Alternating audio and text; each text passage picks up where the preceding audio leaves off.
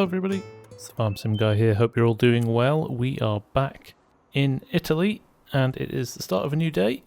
We managed to finish off the planting in field 1 at the end of the last episode.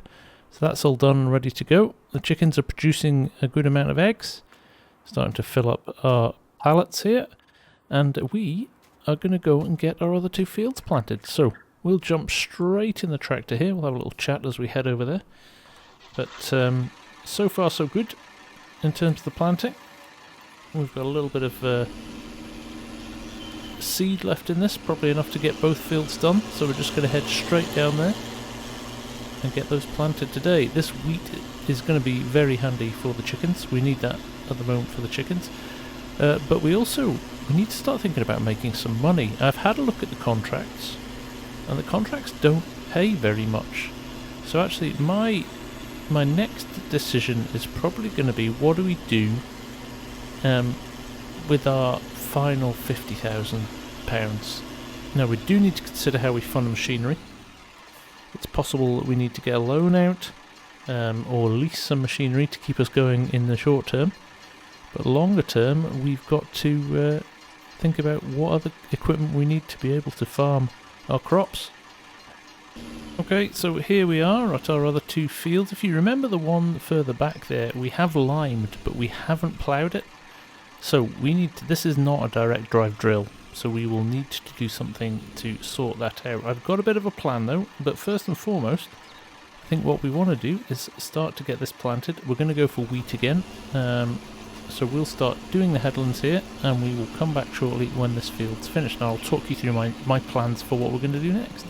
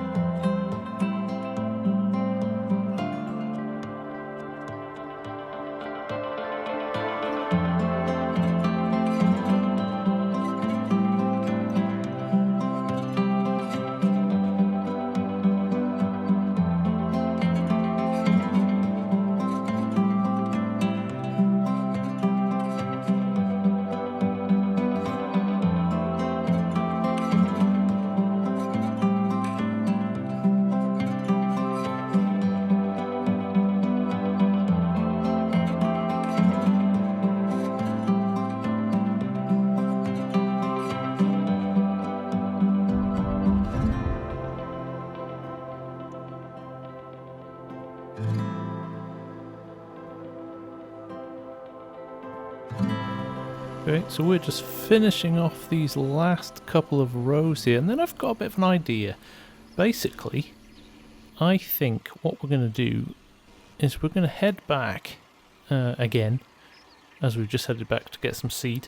We'll head back again, but what we're going to do is we're going to attach the drill to the plough, and that is going to allow us to not only plough this second field, but also drill it at the same time, which should be interesting.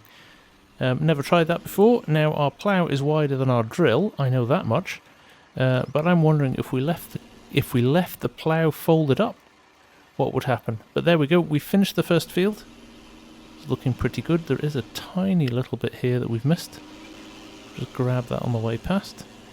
But once this is done, we'll head back to the farm and connect up the plough. So we'll see you shortly. Here we are back in the yard. We will just head up the ramp here, and I want to top up the drill again with our seed that's tucked in the back of the shed here, and then we will run back down, and then what we want to do is see how much width differences between the plough and the seeder. So if I just reverse this in over here,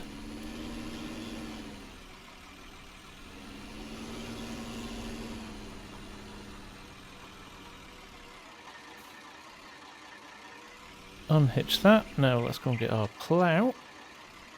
Now what we could do is run the plough at 3 meters, a la Courseplay, and then it will always run its width to the same as the drill.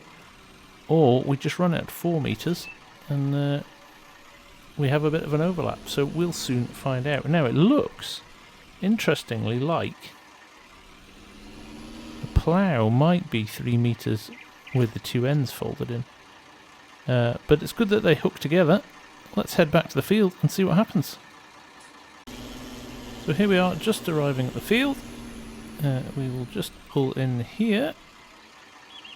Now, if I jump out quickly, just want to show you what we've got here, which is the plough, which is then attached to the drill. Now, the way this is looking, I wonder if this is at 3 meters as well as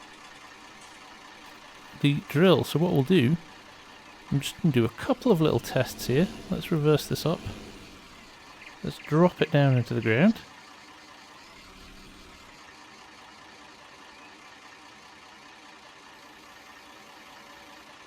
There we go. We'll turn them both on and we'll see what happens. So I'm pulling forward there. This is looking like it's the perfect width. In fact, the plough is ever so slightly wider. You can see that a little bit of material is left. It's ever so slightly wider than the drill. So for me, that looks pretty good. I think we can run with that. Let's give it a go. Now ideally I could fold it out here and do 4 meters and overlap. Actually I'm not sure I need to. Anyway, let's jump into it and see what happens. Now interestingly, what Courseplay has done is folded the 2 blades of the plough out. But I have set it to run at 3 meters, so it's going to be interesting when we do our second headland whether or not it's going to acknowledge that it's only got a 3 meter tool on and adjust accordingly. So we shall keep an eye on this and we will report back. So we've just found a little issue here with Courseplay.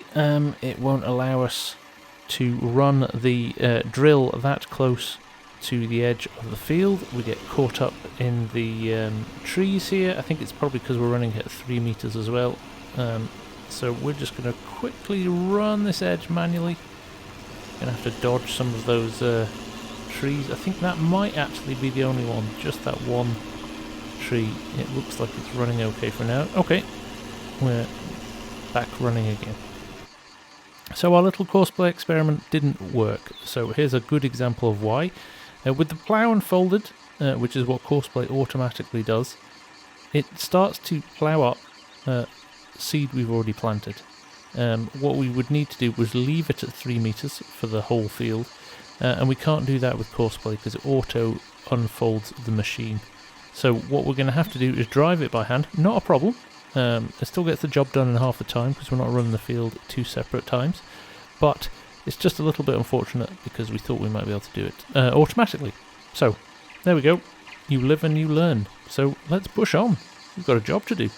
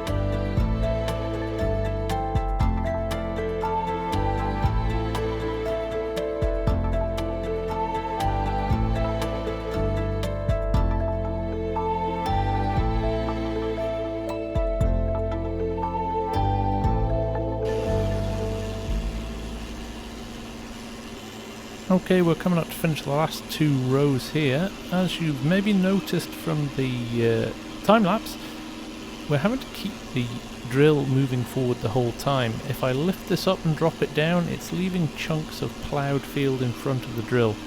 So what's actually happening is we're again ploughing over stuff that we've already seeded. So while this was a good experiment and worth trying, it's not probably something I'm going to carry on doing going forward. We'll probably do the 2 of them separately. But for now, we've got our final field done, and as you'll see when I turn this off now, just to prove the point that I'm talking about here, when I turn this off, and I'm going to run it up to the top of the field, and we have probably wasted a lot more seed than we would have liked to doing it this way. But when I run this up to the top of the field, and you can see some of these markings in the corner here, in fact I'll run over some of them now just to make sure that they've been reseeded. You'll see the plough patches where we've raised and lowered the ripper in the ground. So, not ideal, but really in the grand scheme of things, it's not the end of the world either. So we'll just raise this now. And as you'll see, if I roll forward, it leaves that little plough mark there. But we'll just have to live with that one, I think. In the grand scheme of things, like I said, in terms of yield of crop, it's hardly anything if we've only got a couple of them lying about. But if they were all over the field, that might have had an impact on how much material we'd get out of there. So, there we go. All fields done now. These are fertilised 66%. Field 1 by the farm has still only been fertilised 33%, so we'll need to apply some more fertiliser to that at some point in the future. But for now, I'm pretty happy that we have covered all the bases with all our fields. Now this little cornfield here is interesting to me. I'm already starting to think about how can I maximise my yield on the farm and maximise the amount of money I've got. So little field 14 here that we've just driven past, this little cornfield, I was interested to see how much that cost, and it was only 22,000. So I'm going to buy that. The reason being, hopefully we'll be able to turn that into silage, maize silage, at a future time, because it's corn growing in the field there, which we've just bought now. So that's quite nice. Let me just turn on this again. There we go. Green corn growing, and it's now owned by me for 22,000. So that we can put hopefully in a silage clamp somewhere and get it down to the BGA and sold in some point in the future. So from that perspective, we've just spent a little bit more money. We've only got 31,000 left, so I think we're probably going to have to take out a loan to fund some other machinery, but I'm okay with that as well. As long as we can start recouping that back at some point, we'll be in a good position. So yeah, we're making progress. It would be nice to have a little bit more money, but you know, our goal is to upgrade from the small farm to the medium farm and then to the large farm. That's going to take a bit of time, but by hook or by crook we'll get there.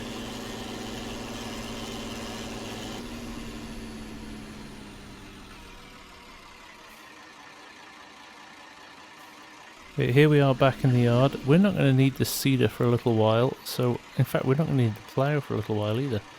So we will drop the two of them off here. I will uncouple them though, because like I said, I can't imagine that we're going to do this together again. So let's just roll that backwards a little bit. Let's put the ripper in front of it. I'll just leave them together for now. There we go.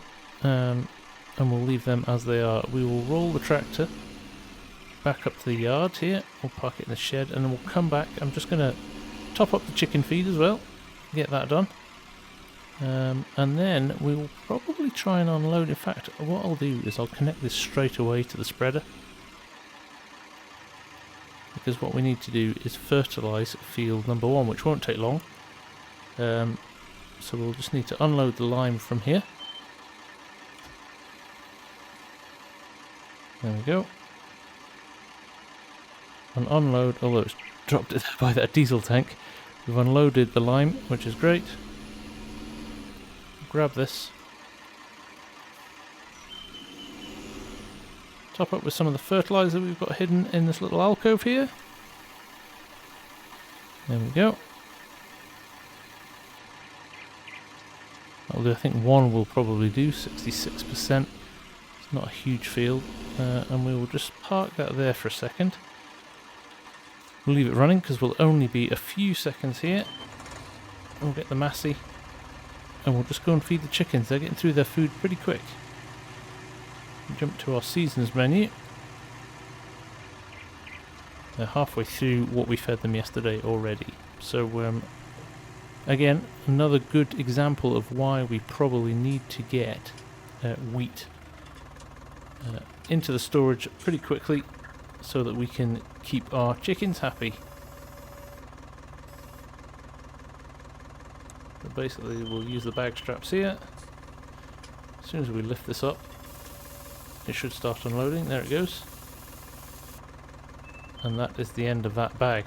How full are they now? They'll do alright for today, but we need to keep an eye on that. We are going to run out of food long before the fields are ready. So we need to just bear that in mind. Right, let's jump in this rather messy tractor. Let's run it down to the field and get it fertilised.